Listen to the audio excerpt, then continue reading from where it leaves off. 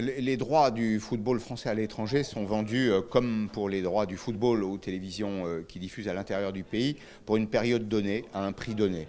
C'est-à-dire qu'il n'y a pas de solde, mais en même temps, il n'y a pas de période de pointe. Donc, quel que soit le statut des entreprises françaises, le prix, si vous voulez, le revenu créé par l'exportation d'un match comme Paris Saint-Germain-OM qui nous parle à nous, se fera à un prix qui n'est plus discutable aujourd'hui. Alors, il y aura peut-être un peu plus de ventes subordonnées autour du Paris-Marseille de cette année, mais ce qui fait la différence fondamentalement avec les grandes équipes anglaises.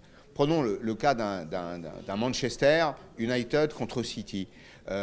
Manchester United a une télévision privée avec presque 100 millions d'abonnés partout dans le monde. Donc à chaque fois que le club se porte bien, à chaque fois qu'il y a un match qui est un derby comme celui-là, il dispose d'un outil pour s'adresser directement au consommateur final, en plus des droits de la télévision anglaise, enfin des droits du championnat anglais, de la Premier League, qui ont été vendus à des télévisions étrangères.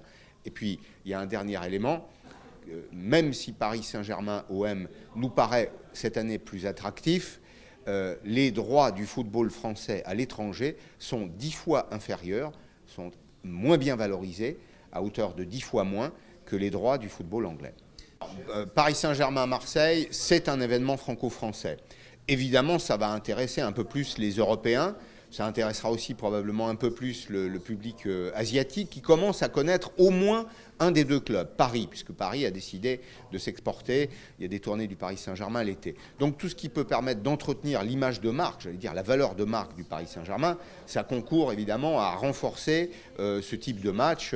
Mais malgré tout, le Paris-Marseille, oui, ça reste un événement franco-français qui est assez peu commenté, en tout cas beaucoup moins, par exemple, qu'un Manchester City-Manchester United, qu'un Chelsea-Arsenal, en Asie, à l'endroit où se trouvent aujourd'hui les publics les plus vastes.